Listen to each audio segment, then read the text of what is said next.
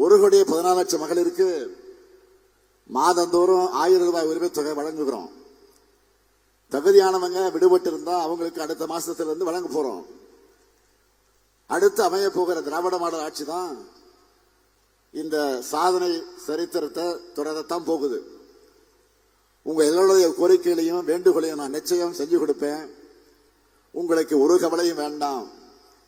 மக்களுக்கும் கழக அரசுக்குமான பாச பிணைப்பை பார்த்து அதை கெடுக்க சதி செய்கிறாங்க. சிறப்பு தீவிர வாக்காளர் பட்டியல் அந்த திருத்தத்தின் மூலமாக மக்களுடைய வாக்குரிமையை பறிக்கலாம்னு பார்க்கிறாங்க. நீங்க எல்லாரும் வாக்காளர் பட்டியல்ல உங்க பேர் இருக்கிறத நீங்க உறுதி செஞ்சுக்குங்க. இப்ப அதுதான் இருக்கிறதுலே மிக மிக முக்கியமானது.